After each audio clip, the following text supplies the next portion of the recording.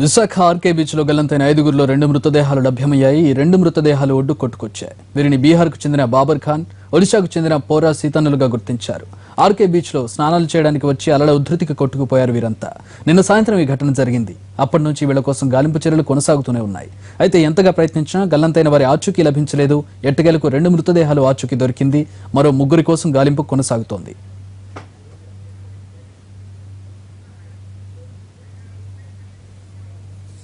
Right, RK beach దగ్గర నుంచి మా ప్రతినిధి దుర్గా లైవ్ లో మరిన్ని వివరాలు అందిస్తారు. దుర్గా, 2 మృతదేహాలు లభ్యమైనట్లుగా తెలుస్తోంది. మిగతా 3 మృతదేహాల కోసం ఎలాంటి సెర్చ్ ఆపరేషన్ కొనసాగుతోంది?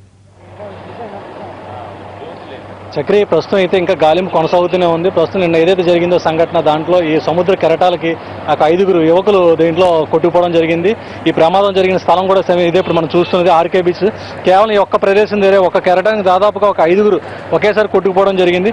నిన్న సరిగ్గా సాయంత్రం 4-4:30 సమయంలో ఈ యొక్క సంఘటన చోటు చేసుకుంది. 6 అడుగులు ఎత్తున వచ్చిన ఒకటే ఒక కెరటానికి మొత్తం ఈ ఒకే ప్రదేశంలోని వివిధ ప్రాంతాల్లో ఏదైతే ఈత కొడుతున్నారో వాళ్ళంతా కూడా ఒకేసారి లోపల కొట్టుకుపోవడం జరిగింది. ఆ సమయంలో లైఫ్ గార్డులు ఉండబట్టి దాదాపు ఒక 6గురిని వాళ్ళు కాపాడారు. మిగిలిన 5గురిని అయితే వాళ్ళు కాపాడలేకపోయారు.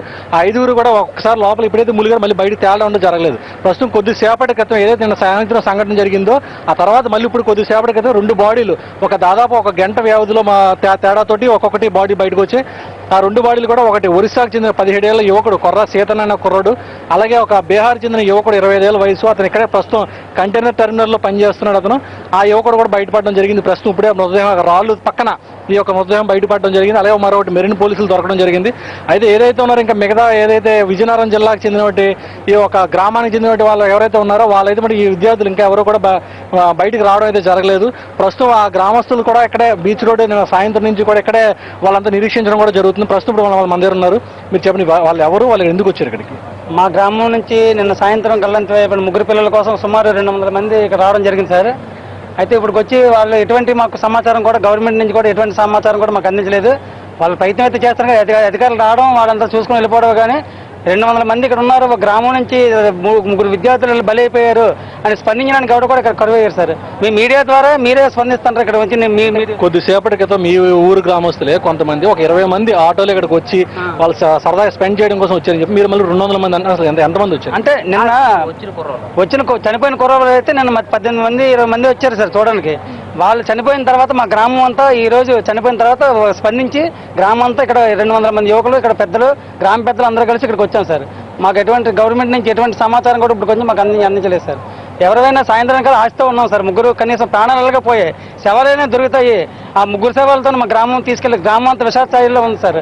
కొత్తవలస మండలం మంగళపాలెం స్థానిక ఎమ్మెల్యే శృంగవరపుకోట ఎమ్మెల్యే కోలతల్లి లలిత కుమార్ రావడం జరిగింది. ఆవిడకి వచ్చి చూసి వెళ్ళిపోవడం జరిగింది సార్. వీళ్ళు చెప్తున్నప్పుడు ఏంటంటే మంగళంపాలెం చెందినటువంటి కొంతమంది విద్యార్థులు ఇక్కడికి వచ్చి సరదాగా సాయంత్రం గడుపుదామని ఇక్కడికి వచ్చారు. అయితే కొంత విషాదం కూడా చోటు చేసుకుంది. ఎవరైతే ఒక బ్యాచ్గా 20 మంది వచ్చారో వాళ్ళంతా కూడా ఇక్కడ ఈ బీచ్ ఒడ్డునే ఇక్కడ సాయంత్రం 4 గంటల సమయంలో స్నానాన్ని దిగారు. అందులో 10 మంది స్నానాన్ని దిగితే 5గురు, అందరూ 3 విద్యార్థులు 10వ తరగతి ఎగ్జామ్స్ రీసెంట్గా రాశారు. ఫలితాల కోసం కూడా ఎదురు చూడడం జరుగుతుంది.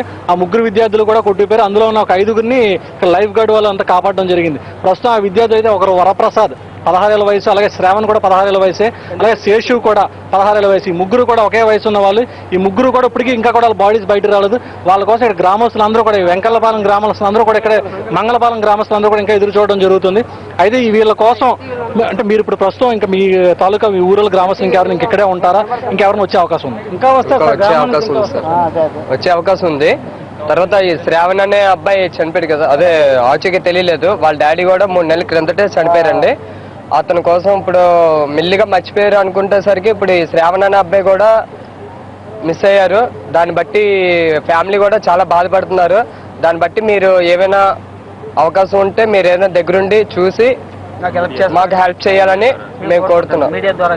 సో మొత్తానికి ఏదైనా ఆర్కే బీచ్ అంతా కూడా తీవ్ర విషాద స్థాయిలో ఉంది. ఇటు స్థానికులు అయితే కానీ సందర్శకులు కూడా ఈ జరిగిన సంఘటనకి తీవ్ర దిగ్భ్రాంతి వ్యక్తం చేస్తున్నారు. ఈ 3 బాడీలు కూడా దొరకాలని కూడా వీళ్ళంతా కూడా వేచి చూడడం జరుగుతుంది. ఇదే కూడా ఉన్న పరిస్థితి. Chakri, thanks for the updates.